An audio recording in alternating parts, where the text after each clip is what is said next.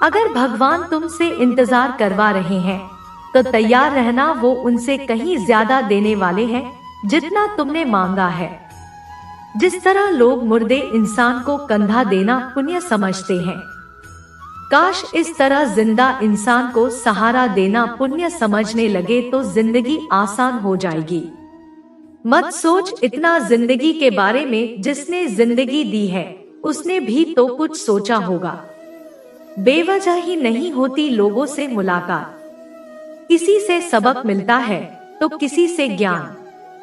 श्री कृष्ण कहते हैं, किसी को दुख देखकर मुझसे अपने सुख की इच्छा मत करना। अगर तुम किसी को एक पल का भी सुख देते हो तो अपने दुख की चिंता कभी मत करना। जब दर्द और कर भी बोली दोनों सहन होने लगे तो समझ लेना जीना आ गया है। कौन क्या कर रहा है, कैसे कर रहा है, क्यों कर रहा है, इन सब से आप जितना दूर रहेंगे उतना ही खुश रहेंगे।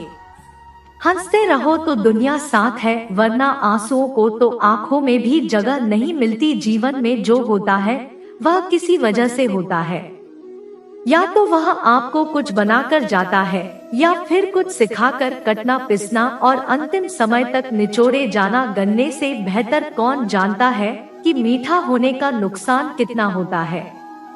जब कोई दिल दुखाए तो सबसे बेहतर है कि हम चुप हो जाएं, क्योंकि जिन्हें हम जवाब नहीं देते उन्हें फिर वक्त जवाब देता है। अंधे बहरे गूंगे बनकर अपने लक्ष्य पर ध्यान देते रहो। यहाँ इतने खाली लोग हैं कि ना खुद कुछ करेंगे और ना करने वालों को कुछ करने देंगे और उनका मनोबल भी तोड़ देंगे। लोग जरा सी बात पर आपको छोड़ देते और भगवान जरा सी प्रार्थना से आपको थाम लेते हैं। कर्मों से डरिए, स्वर से नहीं।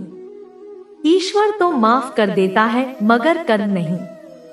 यह अटल सत्य है कि जैसे बछड़ा गायों में अपनी माँ को ढूंढ लेता है, उसी प्रकार कर्म अपने कर्ता को आज नहीं तो कल ढूंढ ही लेता है। नियत साफ और मकसद सही हो तो यकीनन किसी ना किसी रूप में ईश्वर भी आपकी मदद करते हैं। जिंदगी में जितना शांत रहोगे अपने आप को उतना ही मजबूत पाओगे, क्योंकि लोहा ठंडा होने पर मजबूत होता है। गरीब रहोगे कोई ध्यान नहीं देता, मेहनत करोगे तो सब हंसेंगे, लेकिन जब कामयाब हो जाओगे तो सब जलेंगे। जिंदगी वो हिसाब है जिसे पीछे जाकर सही नहीं किया जा सकता। इसलिए आज में सुधार करें और पुरानी बातों को अनुभव की तरह इस्तेमाल करें। जिन जिंदगी में उत्साह, लक्ष्य और अनुशासन ना हो उसे जिंदगी जीना नहीं, जिंदगी काटना कहते हैं। कभी कभी आप बिना कुछ गलत किए भी बुरे बन जाते हैं, क्योंकि जैसा लोग चाहते थे आप वैसा नहीं करते। जिस मनुष्य के हृदय में सच्ची मानवता हो उसकी सोच हमेशा यही होगी कि मुझे मिला हुआ दुख किसी को ना मिले और मुझे मिला हुआ सुख सबको मिले। मैंने हंसकर भी देख लिया और रोकर भी देख लिया, किसी को पाकर किसी को खोकर भी देख लिया। यह जान लिया कि जिंदगी वही जीत सकता है जिसने अकेले जीना सीख लिया। जिंदगी बहुत कुछ सिखाती है, थोड़ा रुलाती है, थोड़ा हंसाती है। खुद से ज्यादा किसी पे भरोसा मत करना, क्योंकि अंधेरे में तो परछाई भी साथ छोड़ देती है। अगर कोई आपको सच्चा प्यार करता है तो आपको समय जरूर देगा, आपकी हर स्थिति में साथ देगा। अमित साहब के लिए समर्पित रहेगा, क्योंकि सच्चा प्यार एक दूसरे की खुशियाँ चाहेगा। आंखों में पानी नहीं, लोहे को कोई नष्ट नहीं कर सकता, बस उसका जंग उसे नष्ट कर सकता है। इसी तरह आदमी को कोई और नहीं बल्कि उसकी सोच ही नष्ट कर सकती है। इसलिए सोच अच्छी रखो, फल अच्छा ही होगा।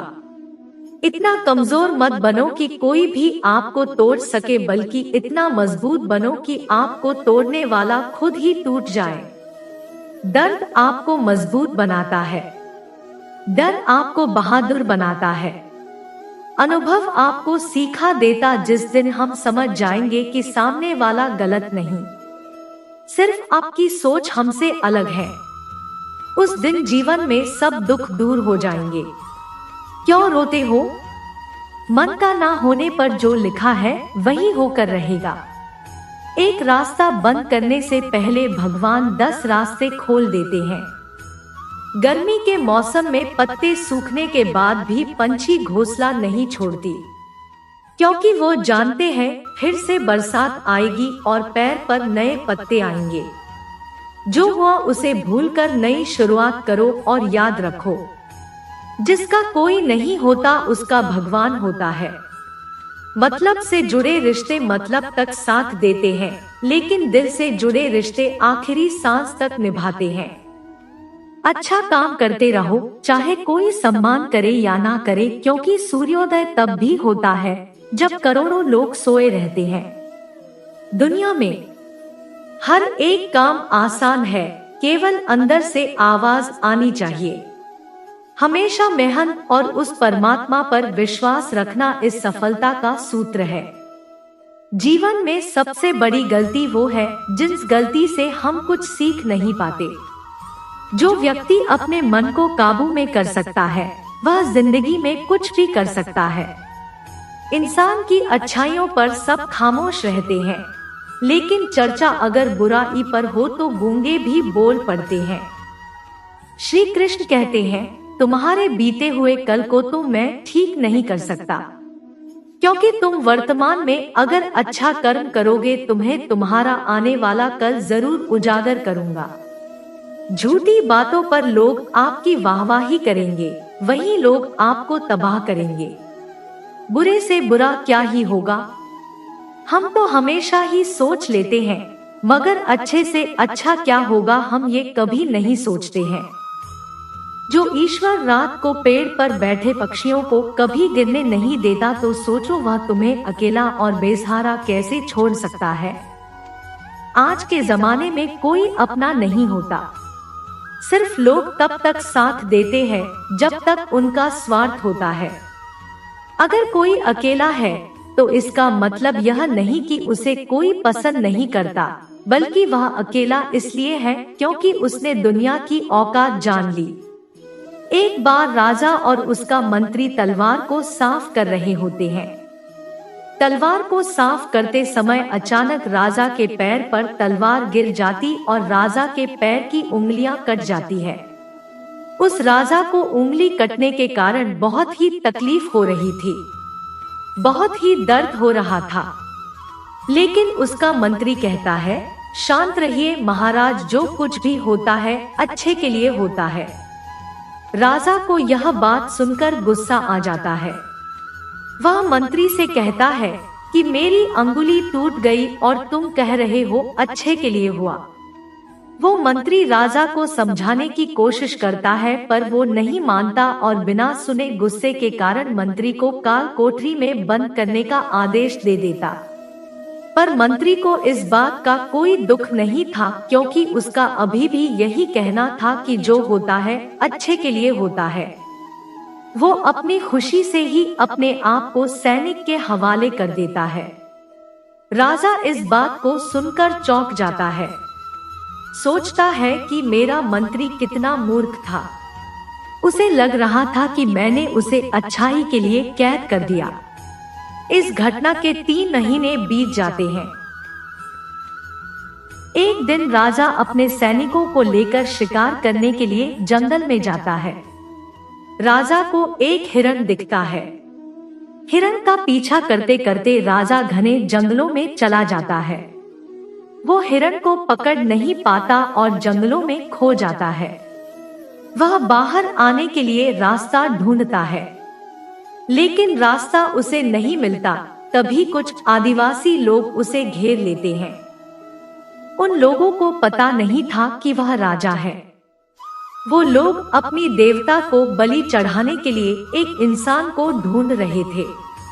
आदिवासी लोग राजा को पकड़कर अपने इलाके में ले जाते हैं।